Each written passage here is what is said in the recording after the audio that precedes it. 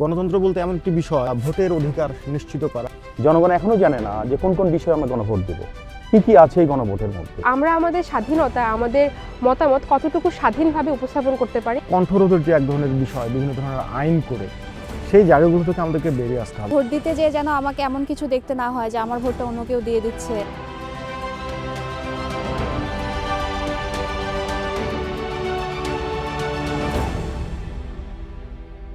শুভকামনা সকলকে।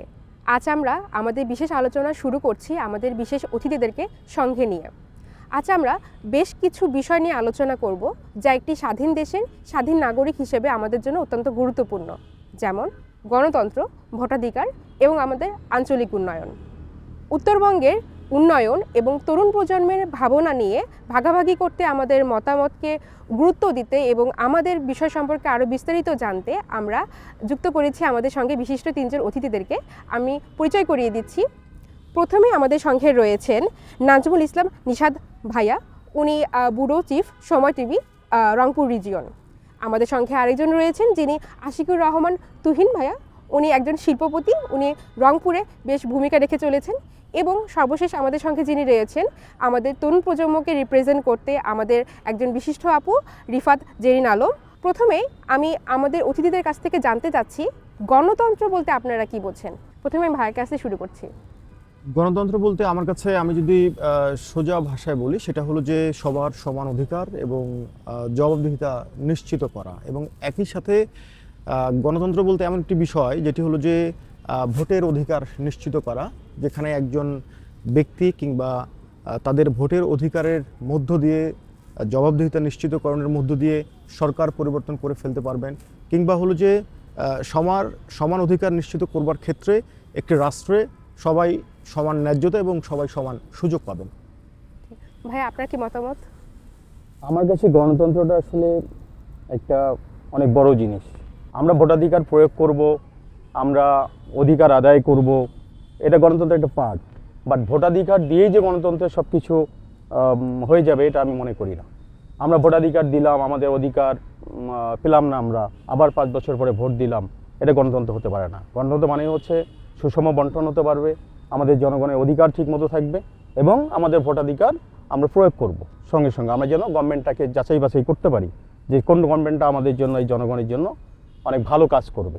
এটা হচ্ছে গণতন্ত্র আমার কাছে। ধন্যবাদ ভাইয়া। আপু, আপনার কি মতামত? আচ্ছা, আমার কাছে গণতন্ত্র মানে কোনো রকম ভয় ভীতি ছাড়া নিজের মতামত প্রকাশ করার যে অধিকার, সেটা। আমরা ভাইয়া যেটা বললেন, সুন্দর একটা কথা বললেন যে শুধুমাত্র ভোট দেওয়াই কিন্তু গণতন্ত্র না। গণতন্ত্র এমন একটি শব্দ যেখানে আসলে সবার অধিকারটা নিশ্চিত করা কে বোঝাচ্ছে। তো আমার কাছে, আমি যদি এক কথায় বলি, গণতন্ত্র মানে কোনো রকম হুমকি, কোনো রকম ভয় ভীতি ছাড়া নিজের মনের মতামত যেটা, সেটা প্রকাশ করা, নিজের পছন্দের কোনো ক্যান্ডিডেটকে বাছাই করে আমাদের সমাজের উন্নতি যেন আমরা নিয়ে আসতে পারি, এটাকে নিশ্চিত করা। আমাদের দেশে একটি সুষ্ঠু নির্বাচন সফল করতে নির্বাচন কমিশনের পদক্ষেপ কি কি হতে পারে? তো দীর্ঘদিন মানুষ যেহেতু ভোটাধিকার থেকে একটু বঞ্চিতই ছিল, এখানে জনগণের, আমি 2018-এর কথা বলি, ওই সময়টা আমার আশেপাশে যারা ছিল, নানি বা খালা, তাদেরকে একবার বললাম যে আপনারা চলেন ভোট কেন্দ্রে চলেন, একসঙ্গে যে ভোট দিয়ে আসি। তো ওনারা বললো ভোট দিয়ে কী হবে, এই যে কষ্ট করে যাবো আসবো, হয়তোবা ভোটাধিকার দিব, একখানে ভোট চলে যাবে, একখানে ভোট। এই যে শঙ্কাটা, এই শঙ্কাটা মানুষের মধ্যে এখনও কিন্তু, সাধারণ পিপলের মধ্যে এখনও কিন্তু বিরাজমান। তো এটাকে আমার যেটা মনে হয় নির্বাচন কমিশনের উচিত এখানে একটা ক্যাম্পেইন করা বা অ্যানাউন্সমেন্ট করা যে আপনারা নির্বিঘ্নে নিরাপত্তায় আপনার ভোটাধিকার প্রয়োগ করতে পারবেন। আর নিরাপত্তাটা যেহেতু জরুরি, যতটুকু তার মধ্যে আপনার নির্বিঘ্নে ভোট দেওয়াটাও জরুরি, এবং ভোট কাউন্টটা যে আপনার পারফেক্ট হবে এটাও জরুরি সঙ্গে সঙ্গে। না হলে লোকজন ভোট কেন্দ্রে আসতে চাইবে না কেউ। আপু, কি মতামত? আমাদের ভোটিং যে সিস্টেমটা, এটা ইন্টারঅ্যাক্টিভ একটু কম, মানে সবাই এখানে অংশগ্রহণ করে না। দেখা যাচ্ছে অনেকেই ভোট দিচ্ছে, আসছে, কিন্তু একটা দল আছে বা কিছু মানুষ, কিছু জনগণ যারা আসলে ভোট দিতে আসতে চাচ্ছে না, তাদের এই ইচ্ছাটা হচ্ছে না যে না, আমার ভোটটাও গুরুত্বপূর্ণ, আমার এই ভোটটা দিয়েও কোনো কিছু পরিবর্তন হতে পারে। এই যে মনোভাবটা আমাদের মধ্যে চলে আসছে, এই মনোভাবটা যদি দূর করা সম্ভব হয়, এক্ষেত্রে ইলেকশন কমিশনের কিছু পদক্ষেপ গ্রহণ করা উচিত। এটা বিভিন্ন ধরনের হতে পারে অবশ্যই, যেমন আমাদের যে ভোট কেন্দ্র রয়েছে সেই ভোট কেন্দ্রের নিরাপত্তা বৃদ্ধি, যেন সকলেই এসে ভোট দিতে পারে কোনো রকম বিঘ্ন ছাড়া। এছাড়াও বিভিন্ন ক্যাম্পেইন, যেটা ভাইয়া বলেন, বিভিন্ন ক্যাম্পেইন, শিক্ষা প্রতিষ্ঠানে ভোটিংয়ের যে গুরুত্বটা, এটা আসলে আমরা অনেকেই জানি না, হয়তো জেনেও আমরা বুঝতে চাই না। তো এর গুরুত্বটা যারা নতুন ভোটার, তরুণ প্রজন্মকে সামনে রেখে যারা আসলে নতুন ভোট দিবে বা প্রথম ভোট দিবে, তাদেরকে যদি সুন্দর মতো বোঝানো যায়, সেক্ষেত্রে আমার মনে হয় যে বাংলাদেশের নির্বাচন অবস্থাটা আরও উন্নত হবে। ভাই, এই বিষয়ে এবার আপনার কি মতামত সেটা জানতে চাচ্ছি। আমি আসলে বলতে চাই, নির্বাচন যেহেতু একটু বিশাল কর্মযজ্ঞ এবং এটি পুরোটাই বাস্তবায়ন করে মূলত ইলেকশন কমিশন, এবং সেই জায়গা থেকে দায়িত্বটাও কিন্তু ইলেকশন কমিশনকেই নিতে হবে। এবং সবার আগে হলো যে একটি সুষ্ঠু এবং অবাধ নিরপেক্ষ ভোট উপহার দিতে গেলে আইনশৃঙ্খলা পরিস্থিতির উন্নয়নটা করতে হবে এবং একজন ভোটারকে সেই নিশ্চয়তাটা দিতে হবে যে আমি আসলে নির্বিঘ্নে ভোট কেন্দ্রে যেতে পারবো, আমার ভোটাধিকার আমি প্রয়োগ করতে পারবো, কোনো ধরনের মাসেল পাওয়ার আমাকে প্রভাবিত করবে না, সেই জায়গাটা ইসিকে নিশ্চিত করতে হবে। এবং বিগত সময়ের নির্বাচনের একটি উদাহরণ আমরা শুনলাম যে আসলে ভোট কেন্দ্রে যাওয়ার ক্ষেত্রে কিন্তু এক ধরনের অনীহা ছিল, এবং সেই অনীহাটা দূর করতে গেলে আমাদের ম্যাসিভ আসলে ক্যাম্পেইন করতে হবে যে একজনের ভোটও যে খুব বেশি গুরুত্বপূর্ণ নির্বাচনের ক্ষেত্রে, সেটি আসলে ভোটারদেরকে আসলে উপলব্ধি করাতে হবে এবং এই ক্যাম্পেইনটা করতে হবে। এবং সর্বোপরি আমি আরেকটা বিষয় বলতে চাই যে নির্বাচনে রাজনৈতিক যে প্রভাব, যে বলয় আসলে ভোটারদেরকে ঘিরে গড়ে ওঠে, সেই জায়গা থেকে সাধারণ ভোটারদেরকে আসলে প্রভাবমুক্ত রাখার ক্ষেত্রেও ইসিকে কার্যকরী ভূমিকা রাখতে হবে। এবং সব কিছুর মূলে এটা তখনই কার্যকরী হবে যখন আইন শৃঙ্খলা পরিস্থিতির উন্নয়ন হবে এবং ভোটাররা তাদেরকে আসলে মনে করতে পারবে তারা আসলে শঙ্কামুক্ত, সেই জায়গাটা নিশ্চিত করা। ধন্যবাদ ভাইয়া। এবার আমার পরবর্তী প্রশ্ন হচ্ছে আপনাদের কাছে যে গণভোট নিয়ে আমরা কতটুকু জানি এবং আমাদের মতামত কি, এবং এই প্রক্রিয়াটি কতটুকু কার্যকর? গণভোট মূলত যে কোনো পরিস্থিতিতে যে কোনো রাষ্ট্রেই গণভোটের প্রচলন রয়েছে, এবং সাম্প্রতিক সময় আমরা বাংলাদেশে যেটা দেখছি যে সংবিধান সংশোধন, জুলাই সনদ বাস্তবায়নের ক্ষেত্রে গণভোটের যে প্রশ্ন উঠেছে, আমার মনে হয় যে এটি হতে পারে যে কোনো পরিস্থিতিতেই বড় কোনো নীতির পরিবর্তনের ক্ষেত্রে আসলে গণভোটের আয়োজন করে, যে কোনো দেশই করে। আরেকটি বিষয় হলো যে এটি কিন্তু হলো যে আমাদের হলো যে আপনার 80% ভোটারই কিন্তু গ্রামীণ জনগোষ্ঠী অধ্যুষিত এলাকার ভোটার, এবং বাংলাদেশে যেহেতু শিক্ষিতের হার কম, গ্রামীণ জনগোষ্ঠী বেশি, সেই জায়গা থেকে কিন্তু এই জায়গায় সরকারকে অবশ্যই একদম তৃণমূল পর্যায় পর্যন্ত গণভোটের আসলে কেন হচ্ছে, কী কারণ হচ্ছে, গণভোটটা কী, সেটি কিন্তু আসলে বোঝাতে হবে এবং এই কাজটা কিন্তু হলো করতে হবে। ধন্যবাদ ভাইয়া। ভাই, এবার আপনার কি মতামত গণভোট নিয়ে? আমার কাছে গণভোটটা আসলে খুব ইম্পর্টেন্ট একটা জিনিস। এর মধ্যে যেটা ইম্পর্টেন্ট কিছু ইস্যু আছে, তার মধ্যে হচ্ছে কেয়ারটেকার গভর্নমেন্ট, যেটা তত্ত্বাবধায়ক সরকার এবং জনগণের যেটা আশা আকাঙ্ক্ষার প্রতীক ছিল অনেক আগে থেকেই, এটা গণভোটের মধ্যে একটা টার্মস আছে। দেন আমাদের নারীর যে ক্ষমতায়ন, যে বৃদ্ধি করা, এটা খুব ইম্পর্টেন্ট একটা জিনিস। এর মধ্যে একটা নতুন টার্ম যেটা এসছে, সেটা হচ্ছে উচ্চকক্ষ বিশিষ্ট যে সংসদ, 100 জনের একটা প্রতিনিধি নিয়ে যে সংসদ গঠিত হবে। তারপরে রাষ্ট্রপতির ক্ষমতার যেটা ইনক্রিজ করা, আগে যতটুকু ছিল এটা একটু ভারসাম্য যেটা আছে, আমরা জানি যে রাষ্ট্রপতিকে অনেক সময় মানে ক্ষমতা একটু কম ছিল আগে, এটাকে ইনক্রিজ করা, এটা জনগণের কাছে এটা ভালো বার্তা দিচ্ছে আমার কাছে গণভোটের মাধ্যমে। বাট ম্যাক্সিমাম লোকজন এটা যেটা হয়ে গেছে যে আমরা গণভোট দিব, আমরা যেমন আগে সবসময় মার্কায় একটা ভোট দিয়েছি, কিন্তু গণভোট কিসের জন্য দিব, নতুন একটা জিনিস, সেটা কিন্তু জনগণের কাছে পৌঁছানো হচ্ছে না এখন পর্যন্ত। জনগণ এখনও জানে না যে কোন কোন বিষয়ে আমরা গণভোট দিব, কি কি আছে এই গণভোটের মধ্যে, যে আমাদের কোন অধিকার আছে, নাকি আমরা কি চাচ্ছি, বা এই আমাদের যে সংবিধান চেঞ্জ করতে কতটুকু কি মানুষের ক্ষমতা লাগবে, কোনো কিছুই কিন্তু মানুষকে জানানো হচ্ছে না। আর সময়ও অনেক কম, মাত্র 1 মান্থ প্লাস আছে কিছুদিন। সো এটা আমার যেটা মনে হয় যে এটা সর্বসাধারণকে জানানোর একটা ব্যবস্থা করা, এবং এটা যেমন আমাদের ভোটের ক্যাম্পেইন যেমন শুরু হয়েছে, এর সঙ্গে সঙ্গে এটাও একটা ক্যাম্পেইন শুরু করে দেওয়া, তাহলে সর্বসাধারণের কাছে চলে যাবে। ধন্যবাদ। ধন্যবাদ ভাইয়া। আমার পরবর্তী প্রশ্ন আমি ভাইয়াকে দিয়ে শুরু করছি। ভাইয়া, আমি জানতে চাচ্ছি যে আপনি তো একজন শিল্পপতি, সেই ক্ষেত্রে আপনার মতে আমাদের রংপুর অঞ্চলে তরুণ প্রজন্মের যে আমরা দেখতে পাচ্ছি যে বেকারত্ব অনেক বেশি পরিমাণে বৃদ্ধি পাচ্ছে, তো বেকারত্ব দূরীকরণের ক্ষেত্রে আপনার কি ভূমিকা এবং আপনি কি মনে করেন আমাদের রংপুর অঞ্চলে আমাদের কি কি বড় বড় চ্যালেঞ্জ রয়েছে বা আমাদের তরুণ প্রজন্ম কি কি বাধার সম্মুখীন হচ্ছে? বাট আমাদের রংপুরে হয়ে গেছে যে আমাদের আগেও যারা সংসদ সদস্য ছিল তারাও স্পেসিফিকভাবে কোনো কিছু করেনি, এটা একবারে ফ্রি অ্যান্ড ফেয়ার, কোনো কিছুই করেনি আমাদের জন্য এবং তারা চিন্তাও করেনি এখানে কোনো। এবং আগামী দিনের যে সংসদ সদস্য হবে যারা, তারা হয়তো বা এখানে একজন আমি দেখেছি, আমি নাম বলতেছি না, উনি হয়তো বা বলছেন যে আমরা আনএমপ্লয়েড প্রবলেম সলভ করার জন্য সর্বোচ্চ চেষ্টা করব। বাট কীভাবে করবেন উনি এখনও নির্দেশনা দিচ্ছেন না আমাদেরকে। বাট ওনাদের আমার যেটা মনে হয় ওনার কাছে অনুরোধ করা যে উনি স্পেসিফিকভাবে বলা দরকার যে আমি এই সেক্টরে আমি এটাকে সলভেন্ট নিয়ে আসবো। আমি যেমন হতে পারে এখানে, যেমন আপনার এখানে আছে কুটির শিল্প, আমাদের কারুপণ্য আছে, যেমন এটা কিন্তু এক্সাম্পল। এখানে আমাদের একমাত্র আমি দেখেছি ইন্ডাস্ট্রি বলতে এই কারুপণ্য ছাড়া কোনো ইন্ডাস্ট্রি নাই কিন্তু। এবং এখানে উনি যে আনএমপ্লয়মেন্ট সলভ করছেন ইজ অ্যাপ্রিসিয়েটেড। এবং বাকিরা কেউ কিন্তু এগিয়ে আসছেন না এখানে যে বাকিরা আরও কোনো সেক্টর তৈরি করবে। এবং গভর্নমেন্টের কাছে আরেকটা জিনিস হচ্ছে এটা একটা ইন্ডাস্ট্রি এবং বিগ ইন্ডাস্ট্রি হচ্ছে ওয়ার্ল্ডে। এখন আপনি যদি আইটি সেক্টর বলেন, ইয়াং জেনারেশন চাচ্ছে যে আমরা আইটি সেক্টরে চলে যাব। যেহেতু আমি আইটিতে অন অ্যাবাউট আপনার 16 ইয়ার্স আমি আইটি সেক্টর, সো আমি বলতে চাই যে আপনারা যদি ব্যান্ডউইথটা মোটামুটি ঠিক মতো দিতে পারেন, এই নিবিড় যেটা আপনার ব্যান্ডউইথ, এটা যদি ঠিক মতো দিতে পারেন, হাই ফ্রিকোয়েন্সি দিতে পারেন, এবং এখানে যদি আপনারা কিছু কোম্পানিকে যারা ইনকিউবেটরে আছে ধরেন ছোট এরা যদি গ্রোন আপ যে কোম্পানিগুলো, এদেরকে যদি হেল্প করে গভর্নমেন্ট সহজ শর্তে, দেন এরা ধীরে ধীরে দেখবেন আপনি 100টা হয়তো কোম্পানিকে টার্গেট করলেন, বাট এখান থেকে যে সবাই যে সাকসেস হবে এমন কিছু কথা না। এখান থেকে হয়তো আপনার 50% বা 40%ও যদি হয়ে যায়, এটা বিগ অ্যাচিভমেন্ট আমাদের জন্য, রংপুরের জন্য। এভাবেই ডিভলিউশন হয়ে যাবে একটা সিটির জন্য। ধন্যবাদ ভাইয়া, আমরা আশা করছি এমনই কিছু হবে। পরবর্তীতে আমি জানতে চাচ্ছি আমাদের ভাইয়ার কাছে, আমরা অর্থনীতি সম্পর্কে অনেক কিছু জানলাম, আমরা এটাও বলি যে আমরা স্বাধীন দেশের স্বাধীন নাগরিক, কিন্তু আমরা আমাদের স্বাধীনতা, আমাদের মতামত কতটুকু স্বাধীনভাবে উপস্থাপন করতে পারি, এই বিষয়ে ভাই আপনার কি মতামত? আসলে মানে এটি তো এক ধরনের বলা যায় যে মুখের কথা যে আমরা স্বাধীন। আসলে আমরা কতটা স্বাধীন সেটি কিন্তু আসলে যখন আমরা আমাদের জায়গা থেকে বাক স্বাধীনতা বহিঃপ্রকাশ ঘটাতে চাই, তখন কিন্তু আমরা এটির প্রতিফলন দেখতে পারি। আমরা যেমন আমি একজন গণমাধ্যম কর্মী, আমার জায়গা থেকেও যদি আমি এটাই বলি, বিগত সময়ের সরকারের কথা বলি, অনেকগুলো আইন তৈরি করা হয়েছে যেগুলো আমরা মনে করি কেউ এটাকে মানে সাইবার নিরাপত্তা আইন নামেও অনেকে চেনে। তো ধরেন এই জায়গা থেকে হলো যে আপনি চাইলেই হলো যে একজন গণমাধ্যম কর্মীকে যদি হ্যারেস করতে চান, তাহলে আপনি কিন্তু সহজেই করতে পারবেন।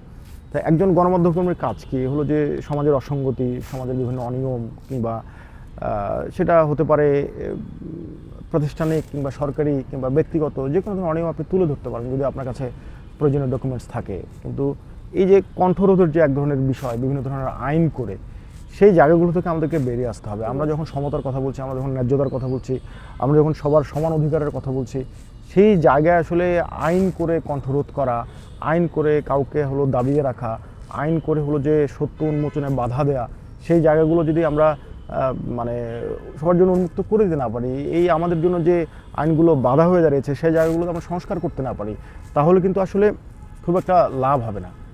ধরেন সরকার বদল হবে, আপনার নতুন আইন হবে, কিন্তু মূল জায়গাটা যদি আমরা পরিবর্তন না আনি, সংস্কার করতে না পারি, কিংবা সেই জায়গাগুলোতে মত প্রকাশের জায়গাটা যদি আমরা উন্মুক্ত করে না দিই, তাহলে মূলত এটা আমাদের দেশের জন্যই হলো সংকট তৈরি করবে। কারণ একজন গণমাধ্যম কর্মী ধরেন সমাজের জন্য কাজ করে, দেশের জন্য কাজ করে, রাষ্ট্রের জন্য কাজ করে।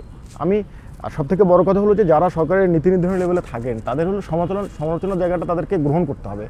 আমি একজন সম্পর্কে নেতিবাচক ইতিবাচক যে ধরনের খবরই প্রকাশ করি না কেন, সেটা তাদের নেয়ার মানসিকতা থাকতে হবে যে দুর্নীতির খবরটা প্রকাশ হলো, এখন আপনি যদি সেটাকে দাবা রাখতে চান, আপনি যদি সেটাকে আইন প্রয়োগ করে সেটাকে আবার যে প্রকাশ করে তাকে বিপদে ফেলতে চান, মূল জায়গাটা আসলে সমাধান না করে কোথায় অনিয়ম হচ্ছে সেটা আপনি দূর না করে আইন প্রয়োগ করে যদি আপনার বাক স্বাধীনতা রোধ করতে চান, তাহলে মূলত এটা দেশের জন্য ক্ষতি।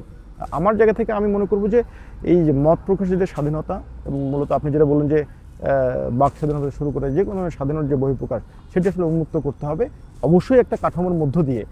এটা আবার এমন না যে আমি চাইলাম, বললাম, যা চাচ্ছি তাই বলছি, সেই জায়গা থেকেও একটা লিমিটেশনের জায়গা থাকতে হবে। হ্যাঁ, আইন হবে, আইন প্রয়োগের জায়গাও থাকবে, সেই জায়গাতেও আসলে আমরা যেমন আমাদের বলবার ক্ষেত্রে সেই জায়গাটাতে হলো যে আমরা আমাদের লিমিটেশনের জায়গা থেকে আমরা বলবো কোনটা বলা যাবে, কোনটা রাষ্ট্রের বিরুদ্ধে যাবে, কোনটা সমাজের বিরুদ্ধে যাবে, সেই জায়গাটা আমাদেরও খেয়াল রাখতে হবে। এবং সরকার কিংবা রাষ্ট্র যখন আইন প্রয়োগ করবে কিংবা আইন প্রণয়ন করবে, সেই জায়গাতেও তাদেরকে খেয়াল রাখতে হবে যাতে সবার মত প্রকাশের জায়গাটা উন্মুক্ত থাকে। হ্যাঁ, আমি আরেকটু জানতে চাচ্ছিলাম যে একটা সুষ্ঠু নির্বাচন গঠনে বা সুষ্ঠু নির্বাচন প্রতিষ্ঠা করতে গণমাধ্যম কর্মী হিসেবে আপনাদের কী কী ভূমিকা বা আপনাদের জায়গা থেকে আপনাদের কী কী দায়িত্ব কর্তব্য? ডেফিনেটলি একটা মানে স্বচ্ছ নির্বাচন কিংবা একটি সুষ্ঠু নির্বাচনের ক্ষেত্রে গণমাধ্যমের আসলে অনেকগুলো কাজ আছে। এবং প্রথম কাজ আমার মনে হয় যে সত্য এবং প্রপার যে মেসেজ সেটি হলো জনগণের কাছে তুলে ধরা। যে আমরা একটু আগে আলোচনা করছিলাম যে ভোটের পরিবেশ কেমন, ভোটের পরিবেশ কেমন আপনি ঘরে বসে কীভাবে জানবেন? গণমাধ্যম কর্মীদের কাছ থেকে জানবেন। ধরেন একটা ভোট কেন্দ্রে ধরেন মাসেল পাওয়ার খাটায় একজন প্রার্থী ধরেন ভোট মারছে ব্যালটের পর ব্যালট, এবং আমি বাইরে থেকে সেটি বলছি যে এখনও ভোটের পরিবেশ খুবই উৎসবমুখর এবং খুবই ভালো নির্বাচন হচ্ছে। তো আমি কিন্তু একটা ভুল মেসেজ, ভুল বার্তা দিচ্ছি। আমি যখন বলছি যে আইনশৃঙ্খলা পরিস্থিতি খারাপের পরে যখন ভালো বলছি, তখন কিন্তু একটা খারাপ বার্তা যাচ্ছে। তো এই জায়গা থেকে একজন গণমাধ্যম কর্মীর সবথেকে বড় কাজের জায়গাটা হলো যে একদম সত্য এবং বস্তুনিষ্ঠ তথ্য সরবরাহ করা। জনগণ যারা টিভির সামনে বসে সোশ্যাল মিডিয়াতে যারা তথ্য জানতে চাচ্ছেন নির্বাচন নিয়ে, সেই তথ্যটা তাদের কাছে পৌঁছে দেয়া এবং সেটি যেন কোনোভাবে বায়াসড ইনফরমেশন না যায়। তো এই জায়গা থেকে আমরা মনে করি যে যেহেতু গণমাধ্যম কর্মীরা তথ্য আদান প্রদানেরই কাজ করে এবং একজন গণমাধ্যম কর্মীর একমাত্র কাজই হলো তথ্য দেয়া, এর বাইরে কিন্তু আসলে অন্য কোনো কাজ নেই। এবং সেই জায়গা থেকে দুই ধরনের তথ্য আপনি দিতে পারেন, খারাপ তথ্য, ভালো তথ্য, বায়াসড তথ্য। তো আমার কাছে মনে হয় যে তখনই এই নির্বাচনে গণমাধ্যম কর্মীরা আসলে ভালো ভূমিকা রাখতে পারবে, তখন আপনি সত্য, বস্তুনিষ্ঠ এবং যে আমরা যেটি বলছি যে যা ঘটছে সেই তথ্যটাই হলো যে জনগণের সামনে আমরা তুলে ধরবো এবং সেই মেসেজটা ছড়িয়ে দেবো, তখনই কিন্তু এটি একটি ভালো নির্বাচনের ক্ষেত্রে বড় ভূমিকা রাখবে। ধন্যবাদ ভাইয়া। আপু, আপনি কি এর আগে ভোট দিয়েছেন?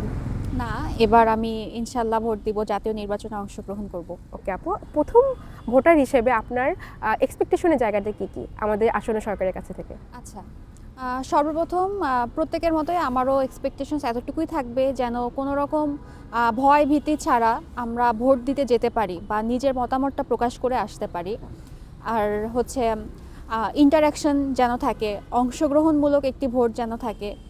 ভোট দিতে যেন আমাকে এমন কিছু দেখতে না হয় যে আমার ভোটটা অন্য কেউ দিয়ে দিচ্ছে, বা অনেককে হয়তো লাইনে দাঁড় হয়ে আছে কিন্তু ভিতরে কোনো কর্মী তাদের ভোটটা দিয়ে দিচ্ছে, এরকম কোনো পরিবেশ আমরা দেখতে চাই না। যেহেতু নতুন ভোটার হিসেবে এবার আমি ভোট দিতে যাব, জাতীয় নির্বাচনে অংশগ্রহণ করব, সবারই কিন্তু অনেক বেশি এক্সাইটমেন্ট কাজ করে যে হ্যাঁ, দেশের জন্য আমার প্রথম একটা ভূমিকা আমি রাখতে যাচ্ছি, বা আমার মতামত প্রকাশের সব থেকে গুরুত্বপূর্ণ একটা পরিবেশে আমি আমার ভোটটা দিতে যাচ্ছি। তো আশা রাখবো এরকম একটা পরিবেশ আমরা যেন পাই, সবার একটা অংশগ্রহণমূলক ভোটিং থাকবে, আর কোনো রকম দুর্নীতি বা কোনো রকম এমন পরিবেশ আসলে আমরা দেখতে চাই না যেটাতে আমরা পরবর্তী ভোট দেওয়ার আগ্রহটা হারিয়ে ফেলি। জি আপু, আমি আপনার কাছ থেকে আরও কিছু বিষয় জানতে চাচ্ছি। আপনি তো তরুণ প্রজন্মকে এখনও প্রতিনিধিত্ব করছেন, তো সেই ক্ষেত্রে আমাদের যে আসন্ন সরকার, সেই সরকার আপনাদের জন্য কি কি করতে পারে? প্রথমে যদি ইনস্টিটিউশন বা ক্যাম্পাস ভিত্তিক একটা আলোচনায় আসি, এক্ষেত্রে দেখা যায় যে আমরা উত্তরাঞ্চলে রংপুরে বসবাস করছি। আমরা যদি চিন্তা করি যে অপরচুনিটি কোথায়, আমাদের মাথায় সবার আগেই আসবে ঢাকার কথা বা আমাদের রাজধানীর কথা। উত্তরাঞ্চল থেকে আমরা ঢাকার উদ্দেশ্যে যাচ্ছি, সেটা হোক জব অপরচুনিটির ক্ষেত্রে বা শিক্ষার জন্য, যে কোনো অপরচুনিটির কথা ভাবলেই কিন্তু আমাদের মাথায় আগে ঢাকার কথা আসে। তো এই যে চিন্তা আসছে যে না, আমাকে যদি কিছু করতে হয় বা জীবনে বড় কিছু করতে হয়, আমাকে ঢাকা যেতে হবে বা আমাকে মুভ করতে হবে, এই চিন্তাটা যেন আসলে না আসে। সরকার ব্যবস্থাটা যদি এমন রকম হয় যে আমাদের বিভাগীয় শহর বা প্রত্যেকটা বিভাগে যদি সমানভাবে আমরা আমাদের এই অপরচুনিটিগুলো পাই, আমাকে যেন চিন্তা করতে না হয় যে আমাকে এই শহর থেকে বের হয়ে অন্য কোথাও যেয়েই বড় হতে হবে। আমি এই শহরে থেকেও বড় হতে পারি, এই শহরে থেকেও আমি সুন্দর মতো পড়াশোনা করতে পারি, বা চাকরির অপরচুনিটি আমার এই শহরেই আছে। সেক্ষেত্রে কিন্তু একটা উন্নয়ন আমাদের দেশে হয়ে যাবে বলে আশা করছি। তো সরকারের কাছ থেকে আমার এরকম একটা আশা অবশ্যই থাকবে যেন সুবিধাটা ছড়িয়ে যায়, এক জায়গায় পুঞ্জীভূত না থেকে প্রত্যেক স্টেজের মানুষের কাছেই চলে যায়। শুধু শহর না, গ্রামীণ অঞ্চলেও যেন চলে যায়, তারাও যেন অংশগ্রহণ করতে পারে সব ক্ষেত্রে। ধন্যবাদ আপু। আমরা দেশের অর্থনীতি, গণমাধ্যম কর্মীর ভূমিকা এবং তরুণ প্রজন্মের ভাবনা আমরা সব কিছুই শুনেছি, জেনেছি এবং পাশাপাশি রংপুর অঞ্চলের বিভিন্ন কর্মসংস্থানের দিক, শিক্ষা ব্যবস্থা এসব সম্পর্কে আমরাও জেনেছি। সর্বশেষে বলতে চাই যে একটি সুষ্ঠু নির্বাচন এবং একটি সুষ্ঠু দেশ গঠন করতে শুধুমাত্র সরকার বা প্রশাসনের ভূমিকাই নয়, আমাদের নিজ নিজ আসন থেকে, নিজ নিজ দায়িত্ব থেকে আমাদেরকে এগিয়ে আসতে হবে। তবে আমরা একটি সোনার বাংলাদেশ, একটি সুষ্ঠু দেশ গঠন করতে পারবো। ধন্যবাদ।